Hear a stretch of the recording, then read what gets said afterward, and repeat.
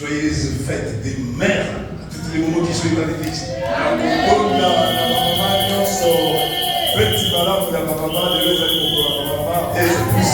Vous êtes nos étoiles qui éclairent. Mais c'est le monde, je vous demande une chose. Soyez, comme dit la Bible, les femmes vertueuses. Soyez les femmes constructrices. Parce que je vois l'église vide. Or, ce sont les mamans qui appellent les mamans. Quand Jésus allait monter vers Golgotha, la Bible ne dit pas que ce sont les hommes qui l'ont suivi. Et la Bible dit ce sont les femmes. Donc si tu es une femme dans cette église et que tu ne prêches pas d'autres femmes, veut dire que tu es égoïste. Tu ne veux pas partager ce que tu manges ici avec d'autres. Amen, amen. Que Dieu vous bénisse encore abondamment. Ok, nous allons prêcher. Notre thème, c'est le thème de cette église. Le fondement de cette église. Notre thème principal. Jésus-Christ est le même hier, aujourd'hui et éternellement. Et comme il est hier, aujourd'hui et éternellement, et que tu es venu à lui en ces jours, ça se plaît que tu ne retourneras pas à la maison comme tu es venu. Là, je vais te demander ton cœur. Pas autre chose. C'est ce que notre Père fondateur de cette église disait toujours. Il ne nous demandait pas les oreilles, pas les yeux, pas les bras, pas les jambes. Mais il disait, crois seulement. Et on ne peut pas croire par les yeux, on croit par le cœur. Amen, amen, amen. Et nous allons lire la Bible dans les livres d'Hébreux chapitre 13, verset 8. Hébreux chapitre 13, nous lisons le verset 8. La Bible dit ceci.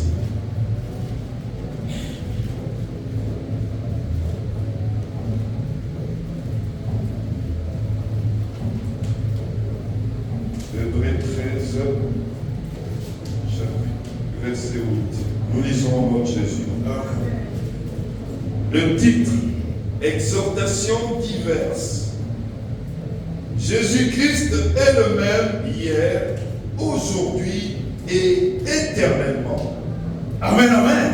Amen. Je vais te montrer maintenant pour te montrer que pourquoi Jésus-Christ est le même hier, aujourd'hui et éternellement.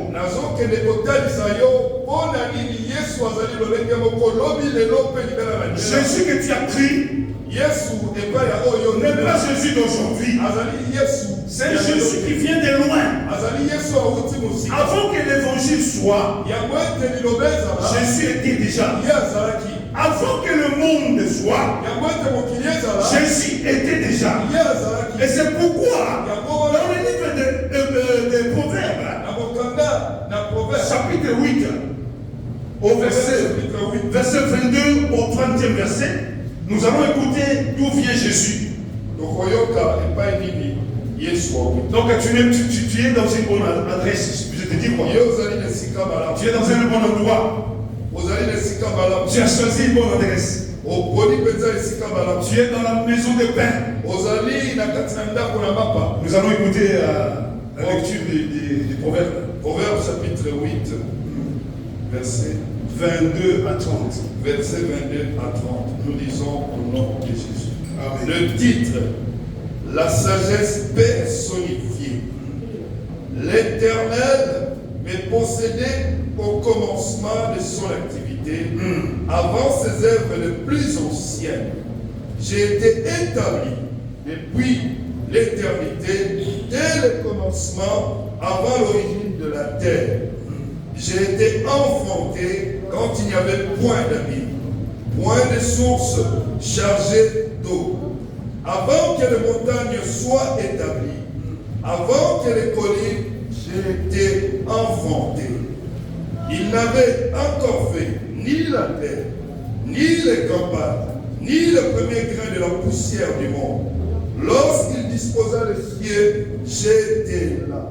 Lorsqu'il traça un cercle à la surface de l'abîme, lorsqu'il fixa les nuages en haut et que les sources de l'abîme jaillirent avec force, lorsqu'il donna une limite à la mer pour que les eaux n'affranchissent pas le bord, lorsqu'il traça les fondements de la terre, j'étais à l'aise auprès de lui. Et je faisais de jour en jour ses délices, jouant devant lui tout le temps. Amen, amen, amen. Amen. Donc quand Dieu créait le monde, et comment il faisait des montagnes, quand il séparait les eaux et la terre, quand il créait toutes les choses que tu vois aujourd'hui qui marchent sur la terre, Jésus était là. Il était là. Et comme il était là, ça veut dire qu'il est Dieu. Étant donné qu'il est Dieu, tu ne peux pas venir devant Dieu et monter comme Dieu est venu. Donc moi je dirais que ton cœur est en pierre. Donc tu te présentes devant celui qui a tout. Donc, tout ce que tu cherches toi. Parce que je sais que si on commence à poser la question à chacun de nous ici, il nous dira quand même, il sera précis, il nous éclaircit pourquoi il vient, pourquoi il est devant Dieu. Chacun a sa raison. Mais moi je te dirais cet après-midi que la raison d'être pour nous aujourd'hui, c'est Jésus-Christ. Et c'est comme ça il dit, il ne nous appellera plus ses disciples. Il va nous appeler ses amis. Pourquoi ses amis? Est-ce qu'on était là quand Dieu créait le monde? On n'était pas là. C'est lui qui était là. Mais comment il va nous appeler ses amis? Est-ce qu'on grandissait ensemble avec lui? Comme Lazare? Non. Mais nous avons cru. On n'a pas vu. On a cru seulement. Par la foi. Mais par la foi. Étant donné qu'il est Dieu, espérons que tout ce que nous attendons à lui, il va nous les donner. Il va nous les donner. Je ne sais pas ce que tu as comme problème dans ta vie. Je crois que tu es à l'église depuis longtemps. Tu cherches, tu demandes, tu dis mais non, mais jusque-là je ne suis pas encore arrivé. Je ne suis pas encore ici. Mais je n'ai pas encore vu. Bien aimé, tu as encore l'espoir. Étant donné que tu as envie. Et encore l'espoir. C'est Jésus-là. Il te répondra au temps opportun. Écoutez, il ne donne jamais des promesses chimériques. Toute promesse qui tombe aux gens, ça s'accomplit toujours. Ça s'accomplit.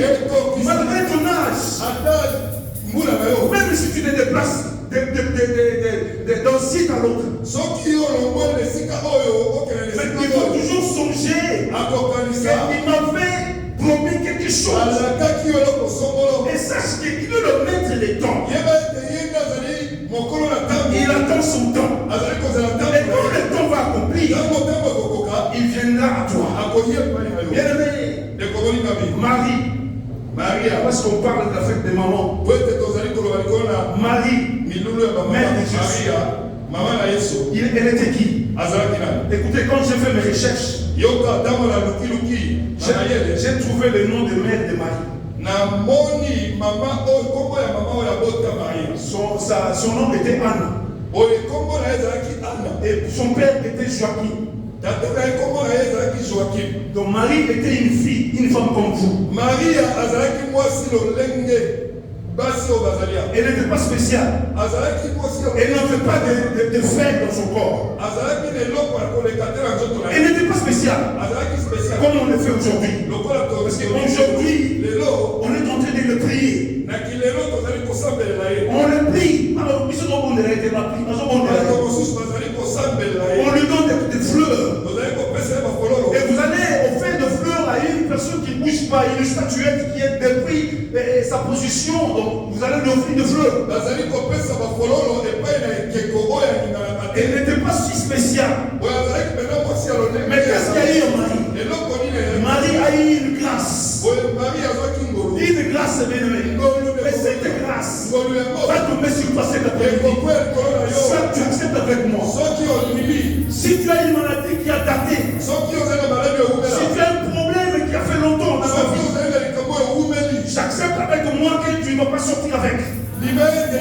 Ça va se clouer ici. Parce que ça va se clouer ici. Parce que sa croix était en bois. La croix n'était pas en fer. Si c'était en fer, on allait dire que non, il a soudé nos problèmes. Mais la Bible nous dit, il a cloué tous nos problèmes sur la croix.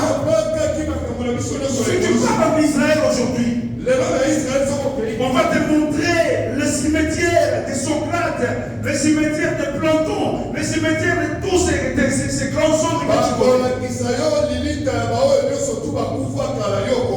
Mais si tu vas là où on avait enterré Jésus, c'est vide.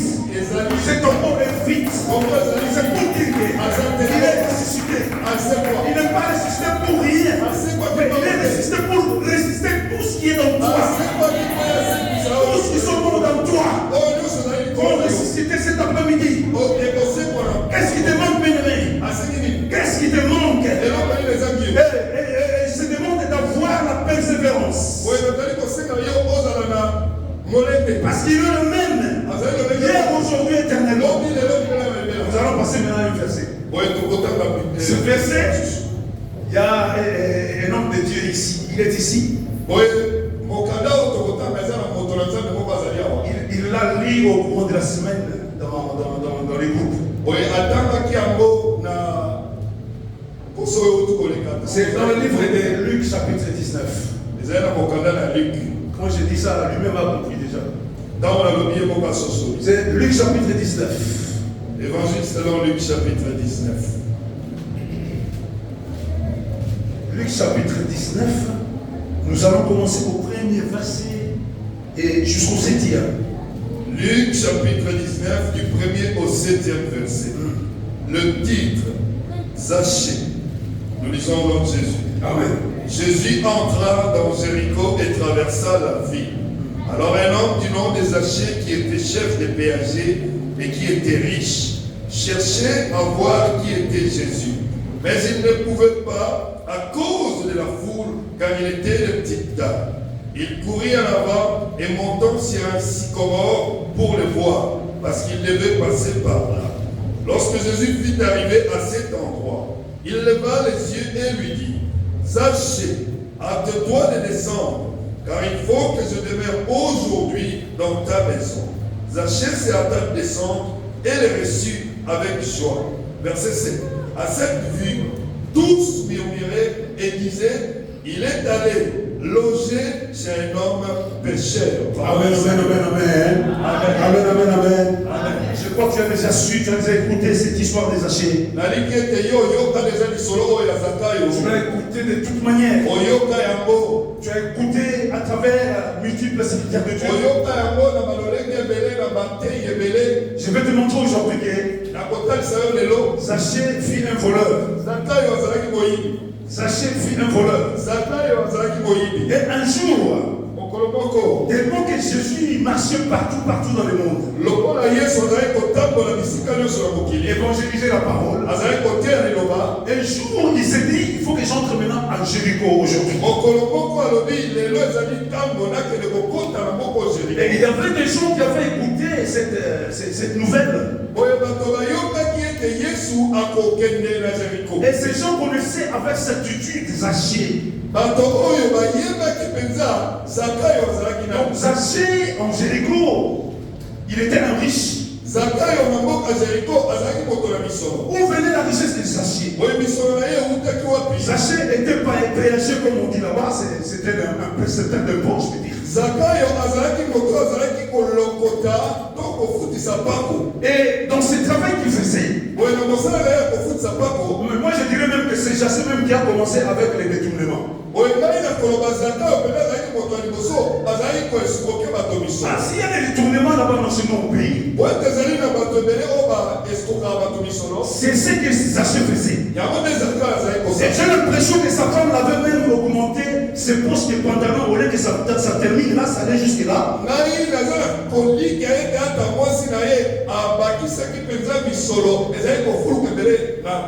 Parce qu'il était tellement riche.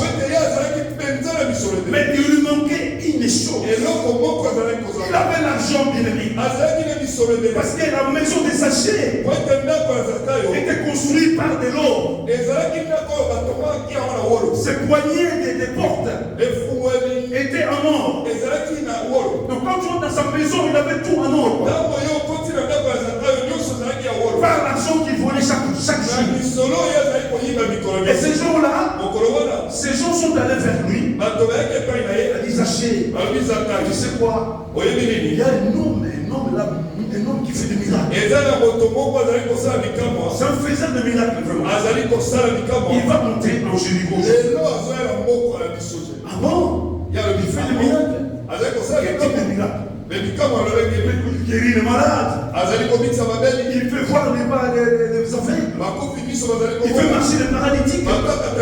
Il y a des fourmiliers qui entendent et qui parlent. Ah bon? Pour faire ça, pour faire ce travail, il demande combien?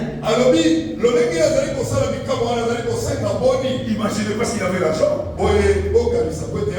Il demande combien? Il leur dit, mais non, il ne demande pas. C'est, tu vas croire seulement à ce qu'il te demande de faire. Alors, Zachée était pas du travail, j'ai l'impression. Il s'est précipité ce jour-là de rentrer vite à la maison pour pouvoir voir le Messie. Et comme il était respecté, parce qu'il était dans un quartier, je peux dire résidentiel. Et à part sa maison, tu vas toujours avoir respect avec Zachée. Et du coup, on va voir un riche qui va venir directement, il commence à monter, à grimper sur l'arbre de sycomore.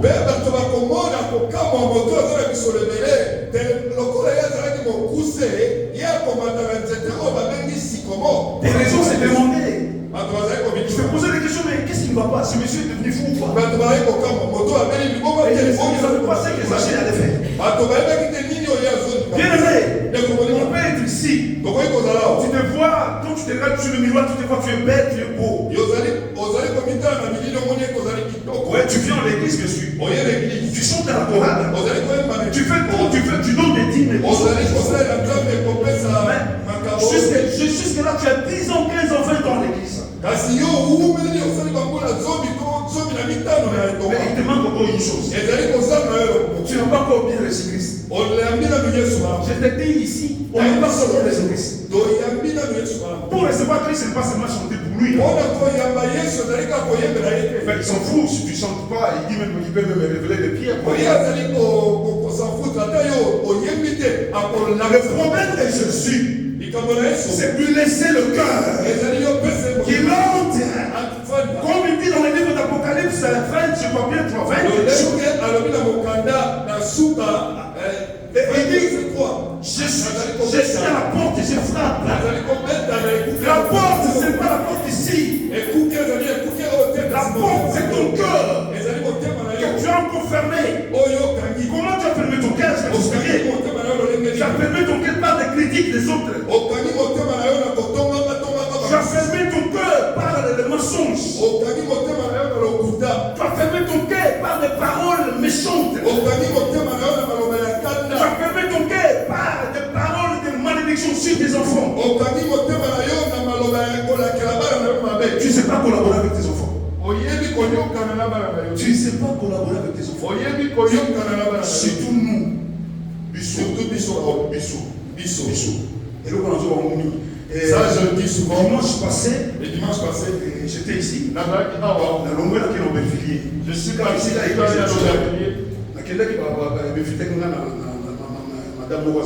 Là où il y avait l'église, j'étais invité par une dame. J'entre comme ça dans la parcelle. Je vois du coup une dame qui sortait avec une petite fille, fillette comme ça. Et la fillette, elle pleurait. À l'église, maintenant elle sort avec.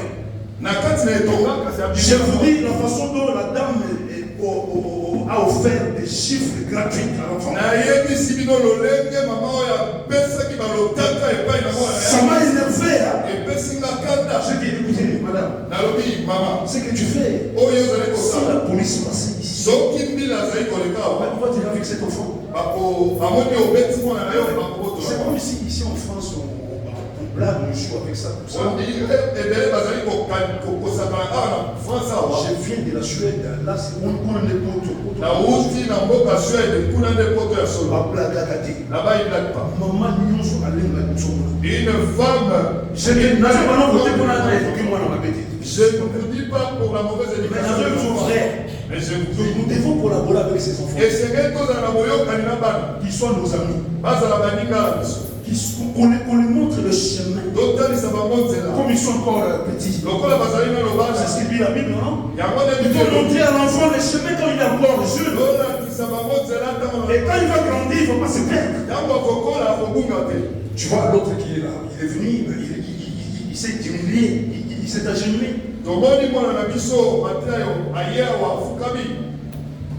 Si c'était d'autres, il allait dire mais non, moi je comprends pas ce que tu veux dire.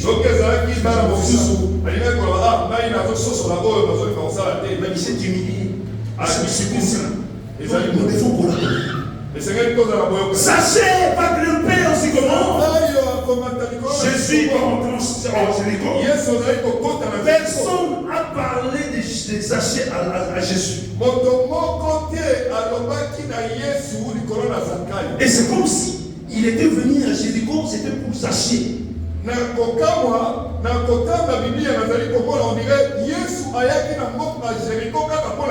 C'est comme ça que Jésus aussi est ici cet après-midi pour une personne, je ne sais pas qui.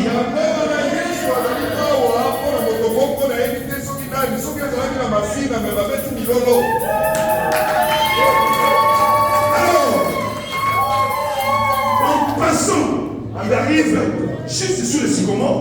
Et regarde au-dessus. Zaché, hâte-toi de descendre. Écoutez, hâte-toi de descendre. Il n'a pas dit descends-toi. Il a dit hâte-toi de descendre. Je veux dire à quelqu'un cet après-midi, hâte-toi de t'humilier devant la parole de Dieu. Hâte-toi de t'humilier. Enlève ton orgueil. Arrête avec des pensées vaines. Les pensées qui vont te décider.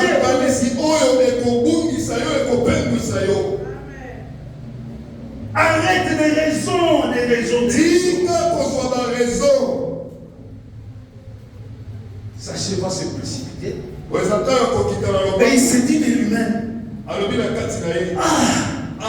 Mais si Jésus connaît mon nom, personne ne lui a parlé. C'est que, comme on avait parlé, on avait dit, c'est qu'il connaît tout ce que moi j'ai fait. Il sait que je suis voleur.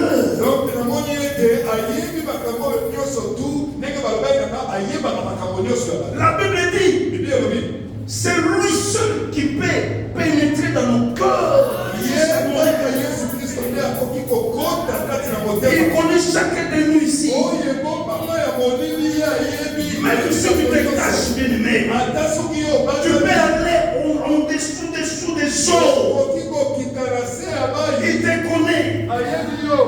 seul problème, c'est quoi? Il y a des gens qui viennent ici à l'église, mais ils sont coupables de quelque chose. Ils sont coupables. Quand tu viens à l'église, des fois tu n'arrives pas à taper les mains comme on dit. Il y a des autres qui ont fui. Ils ont laissé les passes vite là, c'est par la culpabilité.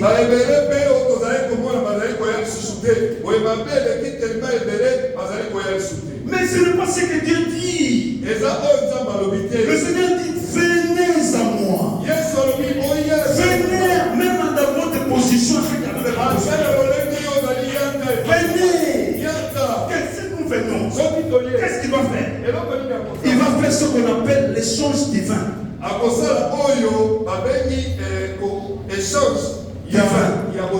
Ah, donc il prend ce qu'il lui a, il va nous donner. Et lui maintenant va prendre ce que nous avons.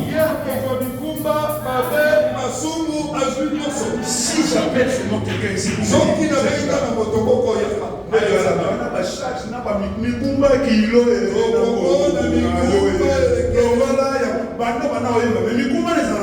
depuis que tu as commencé à chanter, tu as toujours. Parce que vous comprenez que ça n'a pas de il y a un homme, son nom c'est Jésus, il a ouvert avec ça. Sans prix. Sans prix.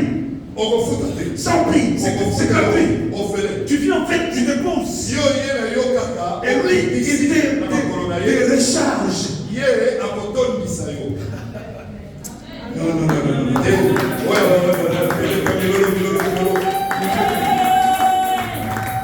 Écoutez, en Allemagne, c'est comme tous les pays, quand les universités terminent leurs études.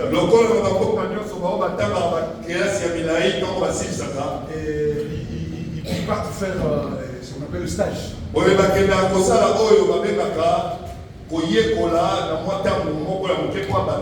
Un monsieur a terminé ses études. Il était un nouveau marié. Voilà. Il y avait un petit bébé voilà, avec sa femme. Et il a eu, je veux dire, la chance d'entrer dans une entreprise. Et dans cette entreprise, il y avait aussi un département qui faisait le truc des frais. Tu vois,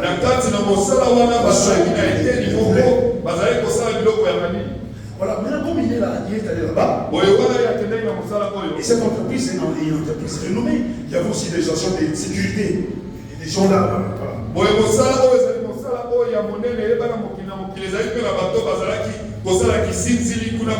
Alors, qu'est-ce que le monsieur faisait? Tellement qu'il avait mangé des poulets il y a longtemps. Et lui, il volait des poulets. Il volait des poulets, donc il coupait un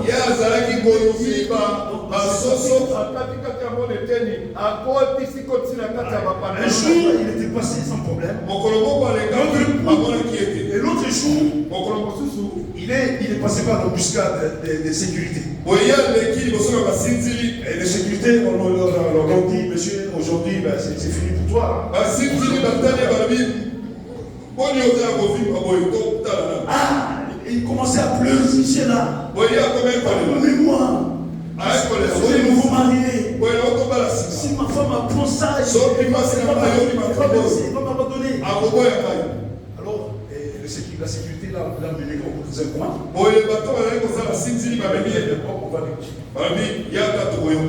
va négocier. On sait qu'on va faire. À partir d'aujourd'hui, toi tu seras maintenant mon esclave. Tout travaux que moi je fais ici, tu vas le faire à ma place.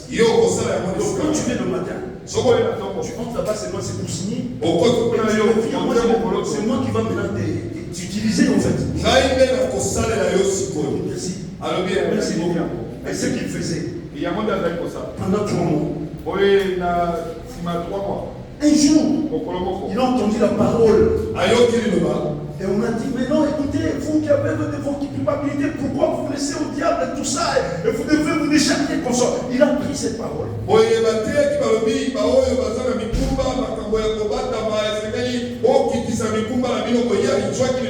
Et il a pris la décision aujourd'hui. Je vais partir. S'il m'envoie, c'est là m'envoie. Je n'irai jamais. Et il arrive là au travail. Le monsieur l'appelle. Il appelle comme un chien. Il regarde ça. Ici, qu'est-ce que je dis? Tu peux déjà t'acquiser auprès de lui. Il dit non. Il est resté là. À un moment donné, le Saint-Esprit est bien. Le Saint-Esprit est bienvenu. Et il lui a dit d'aller jusqu'au bureau des directeurs. Et puis confesser devant le directeur. Le monsieur est entré. Il était reçu par le directeur. Il s'est mis à genoux. Il commence à pleurer. Il pleurait amèrement. Le directeur ne comprenait pas ce qui s'est passé. Le directeur dit, mais c'est quoi, monsieur? Dis-moi, le problème c'est quoi? Il y a un problème de dé.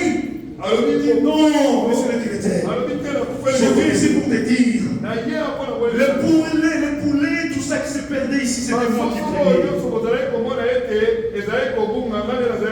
C'est parce qu'à la maison, je n'ai rien à manger. Je ne travaille pas. C'est la première fois d'avoir cette chose de manger ici. Le directeur lui dit, mets-toi debout. Ok, ça va. Et vas-y, va continuer. Il est allé maintenant, il s'est dirigé là où il travaillait. Et l'agent de sécurité l'a suivi jusque-là. Tu veux te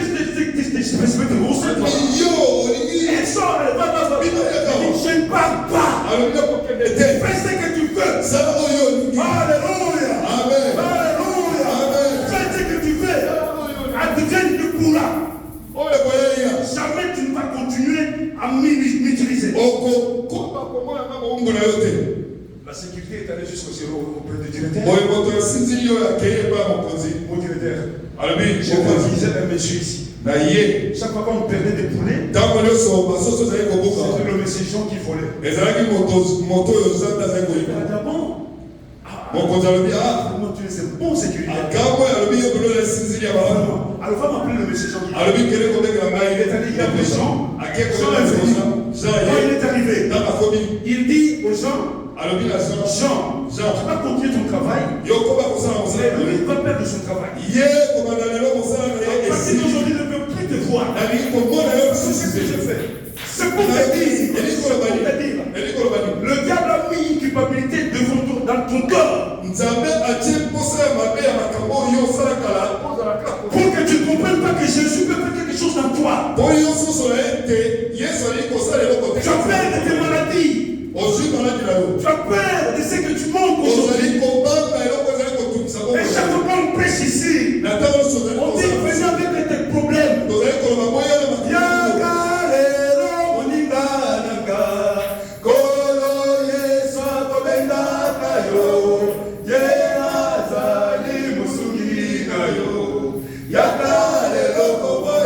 Alors maintenant, c'est question de venir. Tu sais, l'accusateur c'est le diable. L'accusateur c'est le diable. Nous avons un bon conseiller qui est le Saint-Esprit. Et notre avocat c'est lui-même Jésus. Et notre juge c'est lui-même le Dieu puissant. N'aie pas peur. Quand tu crois Jésus, sache que tout problème que tu as, lui va te défendre. N'aie pas peur. Même que ce soit comment, que ce soit la grandeur de ton problème, il est là.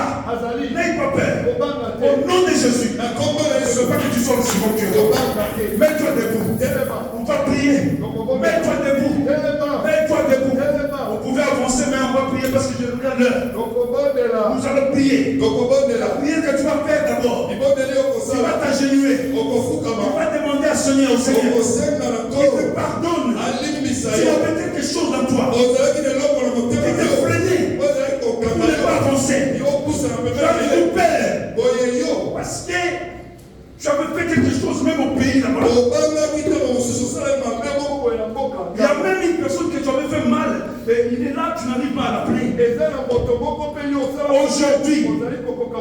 Aujourd'hui, étant donné que Jésus-Christ est le même hier, aujourd'hui, éternellement, comme il est ici, il va te pardonner. Il va te pardonner. Tu vas avancer. Au nom de Jésus, nous allons nous mettre à genoux, s'il te plaît.